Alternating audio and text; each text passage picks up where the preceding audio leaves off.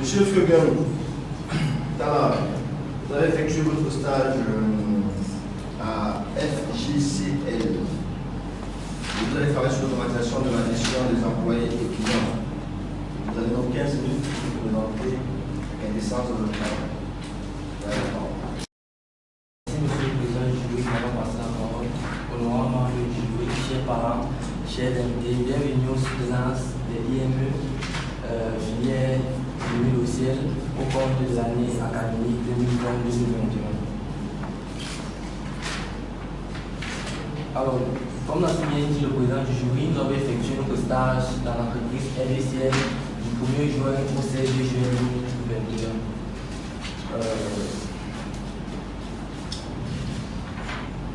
Notre présentation serait structurée tout simplement par la présentation de l'entreprise, par la suite de la problématique, la solution que nous proposons, une démo de l'application que nous avons proposée à l'entreprise, des apports de stage et par la fin une conclusion.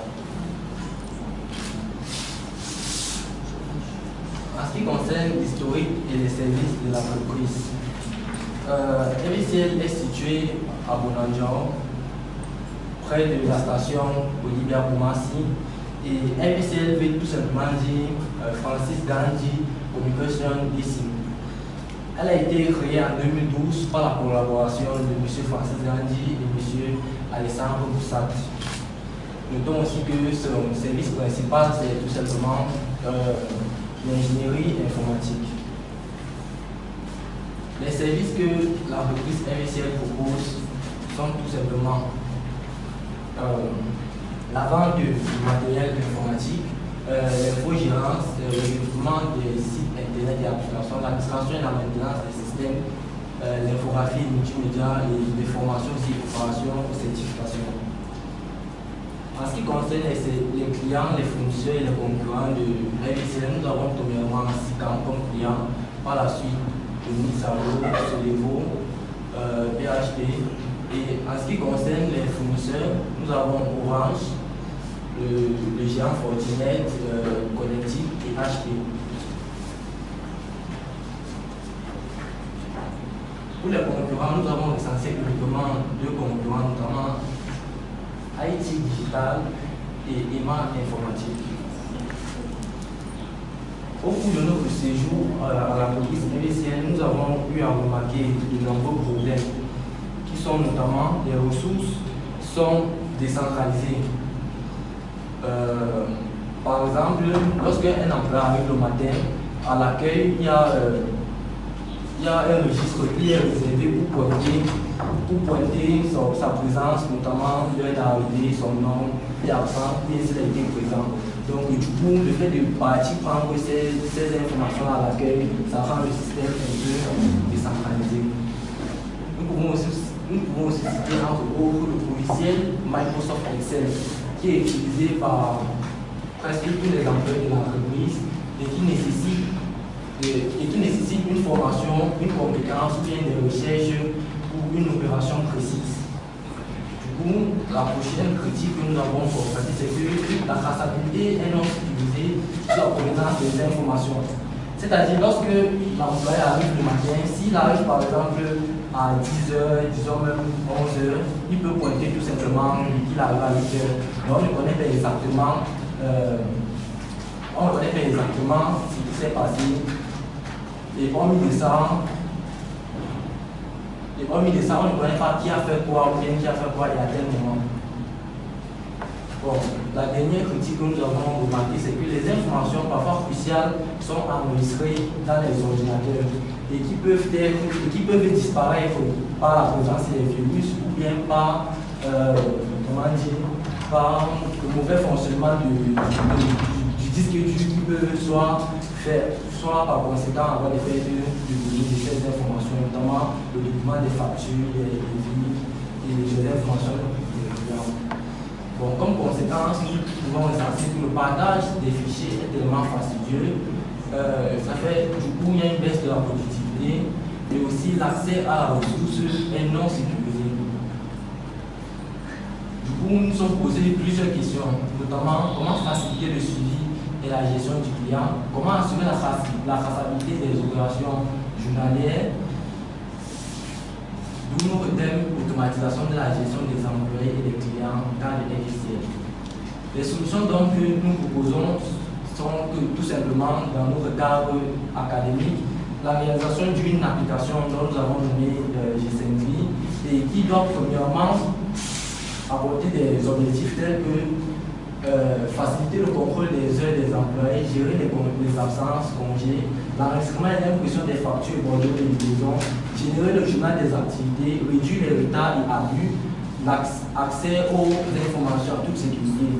Donc, vous voyez noter que ces informations ne sont pas exhaustives, donc il y en a encore d'autres que je vais vous présenter tout de suite dans la journée. Donc, si vous me permettez, je vais pouvoir vous présenter l'application.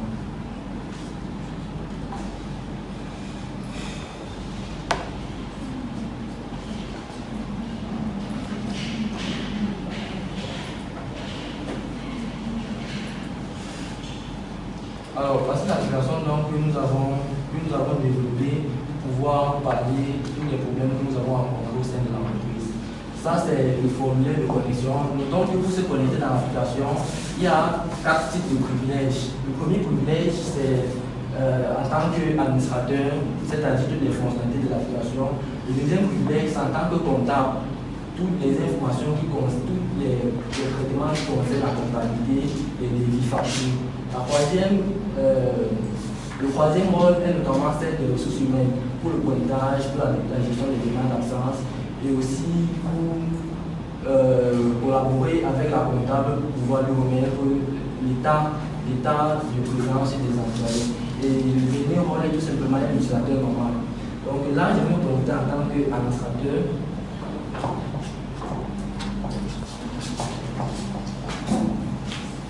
Du coup, l'administrateur a toutes les fonctionnalités de l'entreprise. Il peut configurer l'entreprise. Il peut envoyer un message au sein de l'entreprise. Il a le lien aide là. S'il ne parvient pas à utiliser l'application, nous avons le lien aide.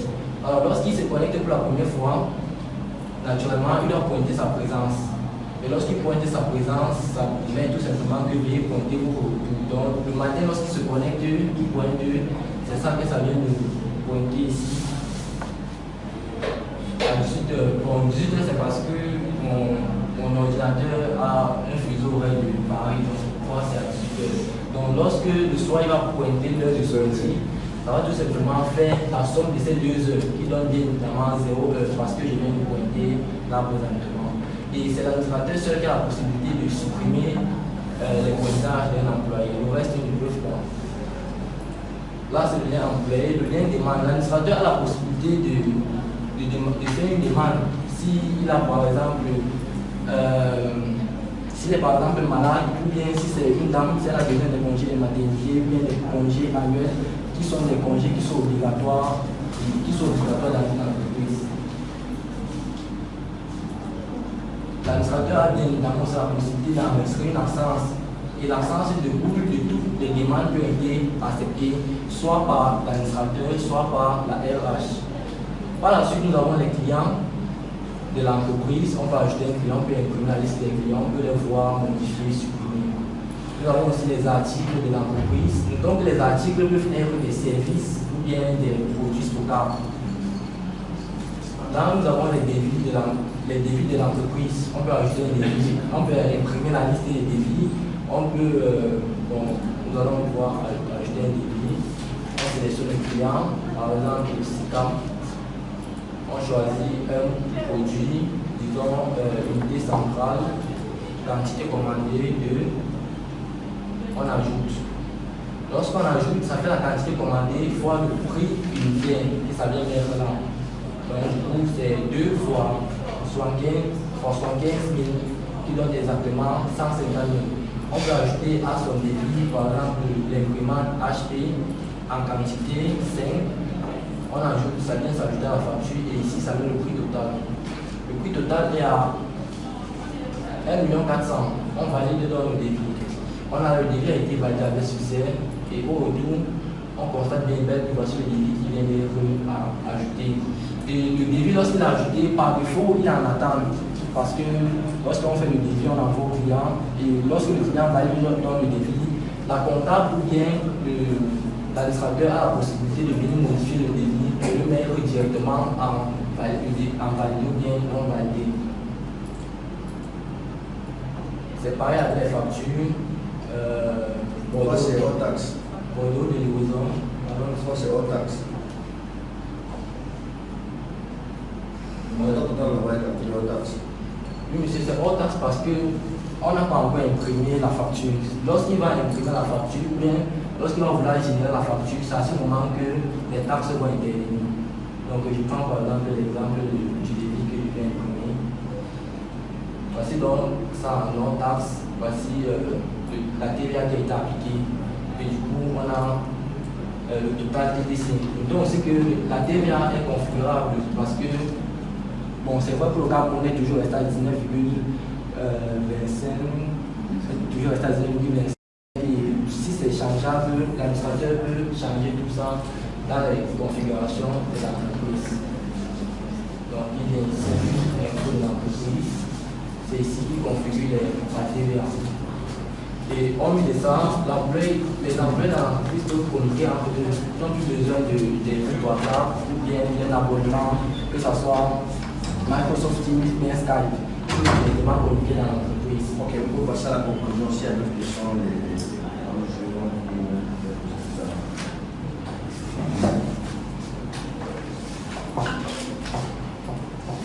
Bon, en conclusion, nous pouvons dire que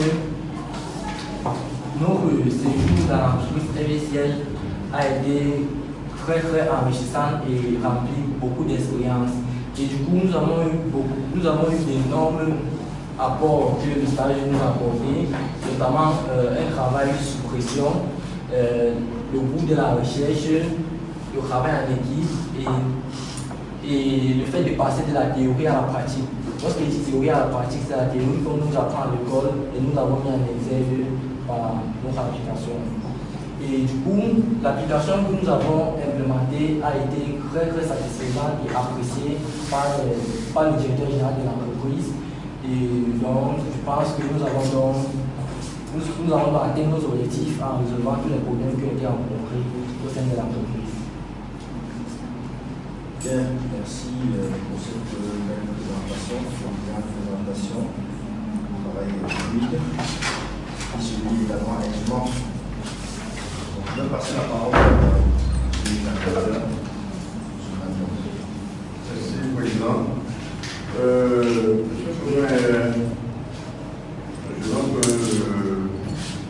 suis particulièrement depuis 2 ou 3 ans. La façon qui fonctionne en fonction des objectifs. Les façons se fixer un objectif à atteindre, il n'hésite pas sur les moyens pour les atteindre. Puis, il n'hésite pas aussi à demander conseil de temps en temps. Donc, je crois que la clarté de son travail découle du fait que constamment il est imbu d'un groupe de recherche de performance. Donc, à son actif, je lui conseille et donc je l'encourage dans ce niveau qui continue comme cela. Donc, vraiment, au niveau de la saisie, moi je trouve peut-être que je suis un peu plus méticuleux, pointilleux. Non, juste quand même pendant que vous parlez ça. Oui, le pied de page. Ça, j'aime le pied de page. Également, même la tête. Le pied de page est exagéré. C'est-à-dire que la première année, ça va 1,5, ça va résoudre le problème. En fait, c'est parce qu'il a utilisé le document de son attestation de stage. Ouais. C'est un ordinateur. Ah oui, oui, oui.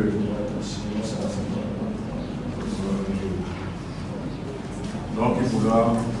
Mais quand ça, il y a quelque chose qui m'a intrigué sur le modèle des cas d'utilisation. La page 22, 21.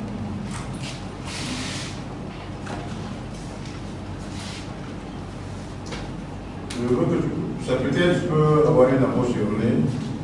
Pourquoi est-ce que l'administrateur est un acteur secondaire?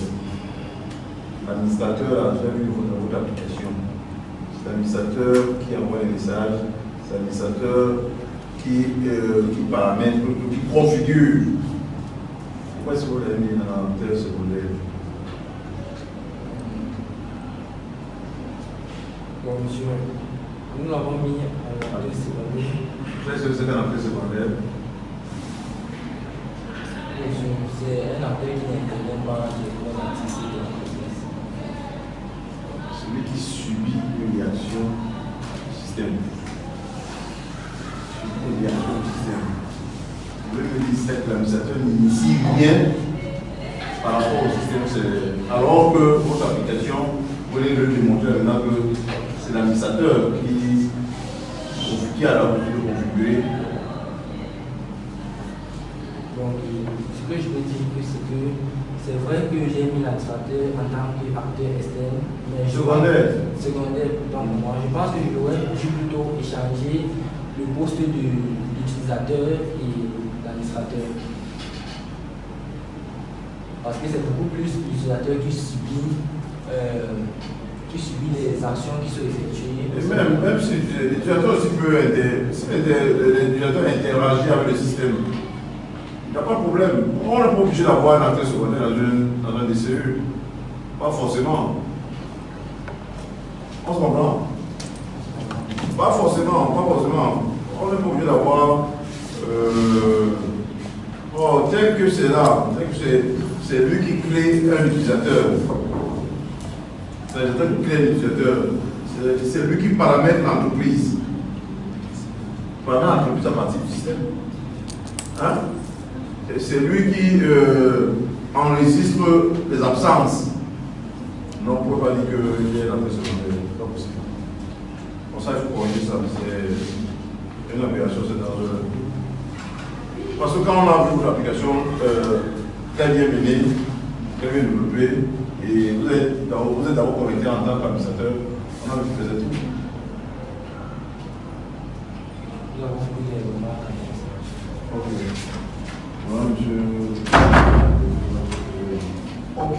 Alors, à la page 26, là, le diagramme de classe. Alors, entre le client et facture, est-ce que vous pouvez lire un peu les relations entre client et facture? La relation entre les clients et les factures, c'est qu'un client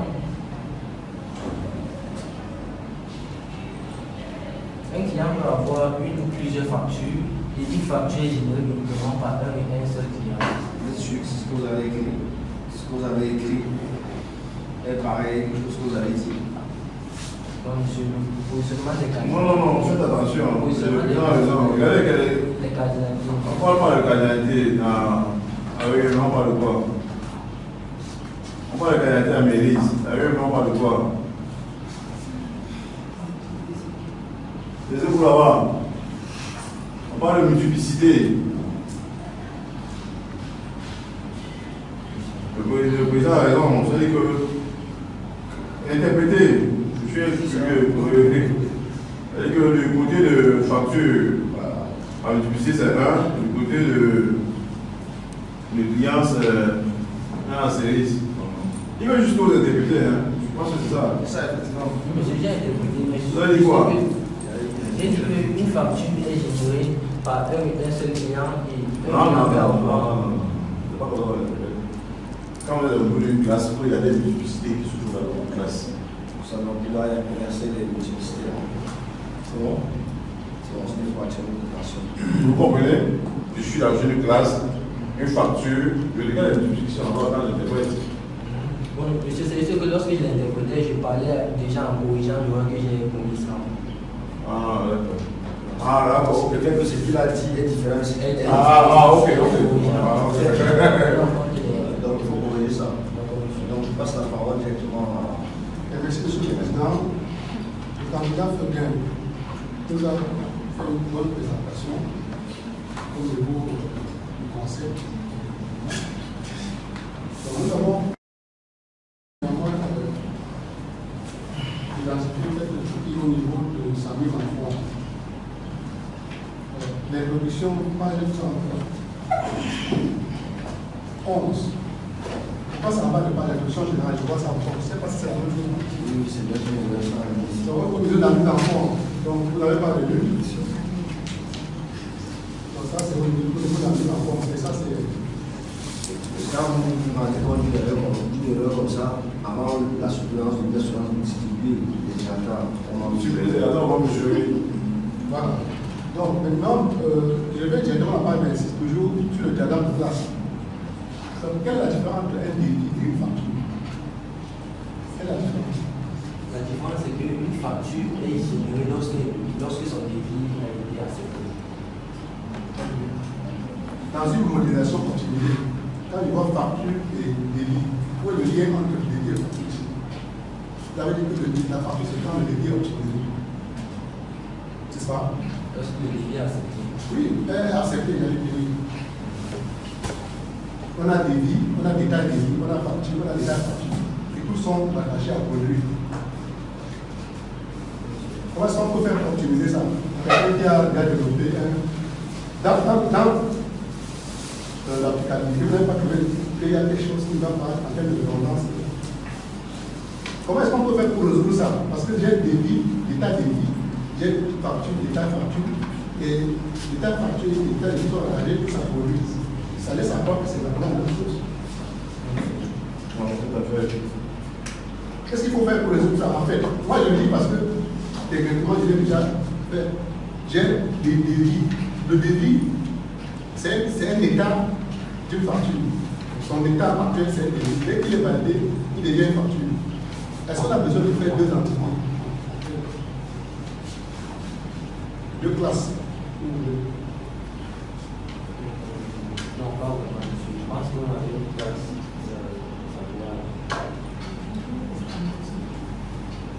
Vous avez compris?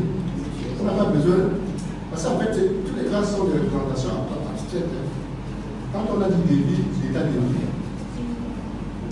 Donc, vous pouvez mettre juste une propriété dans la facture. Quand ce n'est pas validé, il imprime débit. Quand c'est validé, il imprime facture. C'est normalement on utilise ça. C'est-à-dire qu'on enlève tout le lien débit, détail débit. Tout ça, ça part dans la facture, mais une statut. Si c'est validé au moment de publier, vous appelez ça facture. Si ce n'est pas validé, On appelle ça débit.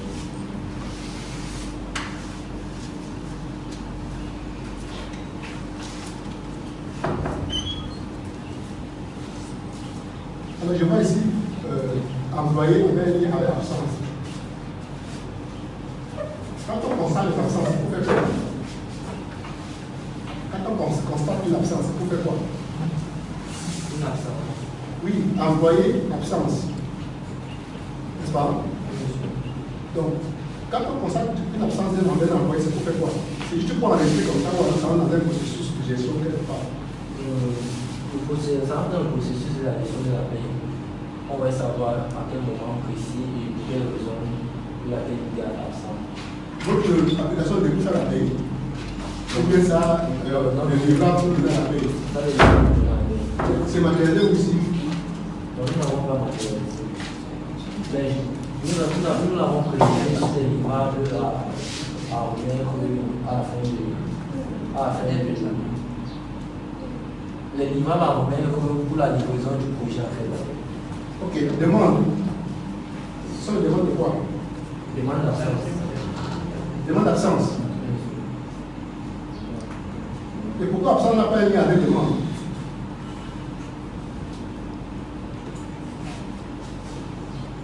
des demandes d'absence. Et absence et demande non pardonnées. Si on accorde une demande d'absence, comment seront-ils que c'est à cause de cette demande que l'absence a été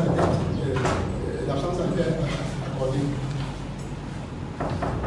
Il y a un problème de modélisation, non?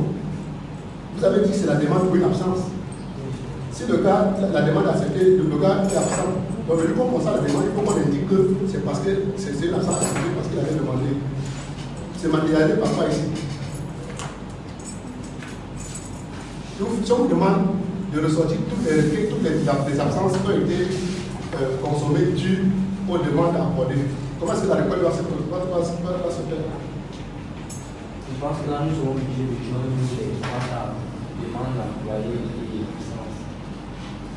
Même si nous sommes les comptables, qu'est-ce qui va indiquer dans l'employé que c'est l'absence due à cette demande?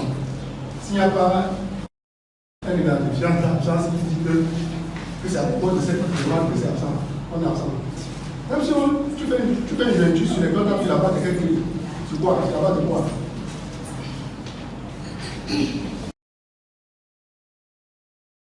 Au niveau constitue, il y a un problème, non? Parce que là, je pense que j'aurais plutôt dû relier la table demande avec la table absence. Et maintenant, l'absence est reliée à employé. Voilà. Message, c'est un message de quoi? C'est un message au sein de l'entreprise. Vous dites quoi? Parce que quand je vois le message adressé, c'est lié à l'employé. Hein? Oui, monsieur, un message est émis par un seul employé. Vous faites quoi? Bon, ça peut être une communication ou bien vous demander si le devis a été validé ou bien quoi que ce soit par l'utilisateur, soit par l'administrateur ou bien la responsable de RH. Pourquoi il met le message, ça part où? Ça fait quoi? Lorsqu'il met dans le message, ça passe sur la liste de diffusion des messages. Tout le monde reçoit ce message. Donc, je présentais tout à l'heure, j'ai montré l'onglet message pour pouvoir échapper le message au sein de l'entreprise. Employé service, ça veut dire quoi? Un employé peut appartenir à un seul service. Appartient uniquement à un seul service. Donc, ça peut être un service informatique, comptabilité. Le service, vous pouvez pas aller à un département. Si vous parlez d'un service, il faut parler du département. Bon, il y a fait des parties plus hautes de direction. Bon, ici, j'ai pris en compte, j'ai considéré le service comme un département. Pourquoi? Il ne faut pas considérer. Parce que quand vous mettez le département ici. Pointeur, vous pointez quoi? Le pointeur, c'est pour pointer la présence de l'employé. Ça dit quoi, pointer la présence? Ça veut dire que lorsqu'il arrive, il se connecte sur l'application, il y a juste un bouton pointer. Dès qu'il pointe, ça enregistre son heure d'arrivée à l'entreprise. Et à la sortie, il peut encore pointer son heure de sortie. Et à partir de ce cumul, à la fin du mois. S'il est sorti du fait que le courant est parti, la connexion est partie, vous faites comment? Bon, pour le problème de connexion Internet, l'application n'a pas besoin de fonctionner avec la connexion Internet. C'est ça l'entreprise. Ok. Et si c'est le courant d'énergie qui part? Bon, pour le courant électrique, je pense que l'entreprise a assez de bien pouvoir. Vous pouvez dire ça. Vous devez trouver une solution applicative. On a assez de technologies, on a pris des mesures pour gérer le risque de courant. Mais sur le plan applicatif, dès que le gars a pointé à l'entrée, ça veut dire qu'il y aura un pointage à l'entrée, pas de pointage à sortie. Vous gérez ça comment?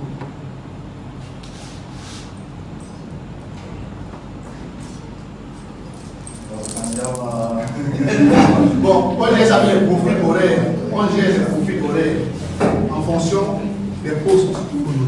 Les profils horaires, on sait que le gars rentre à 8h, il à 8h. Alors, si l'entreprise n'a pas prévu une solution optimale pour éviter ces genre de profils, le gars va utiliser le profil horaire par défaut. C'est ça.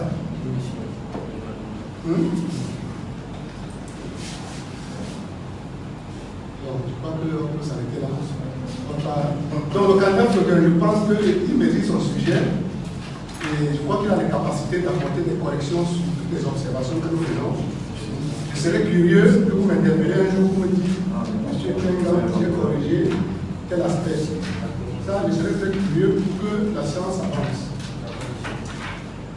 Bon, au niveau de l'ergonomie, vraiment, vos couleurs là, ça, il faut un bon design pour vous. Hein. Donc, les couleurs sont. Non, c'est la qualité d'impression. Toutes les couleurs bleu, vert, orange, noir. Donc, il faut un bon design pour nous accompagner sur cet aspect. Parce que l'ergonomie joue aussi à plein de temps. Donc, bien, merci pour ces remarques, M. Fouguin. Nous allons, si vous avez bien fait une très belle présentation et que vous avez maîtrisé votre sujet, pendant que je est-ce que la dernière candidate est là?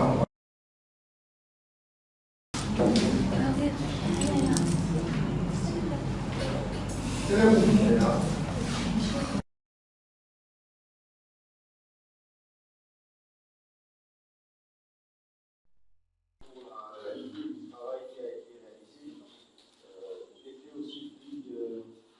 Aussi bien dans la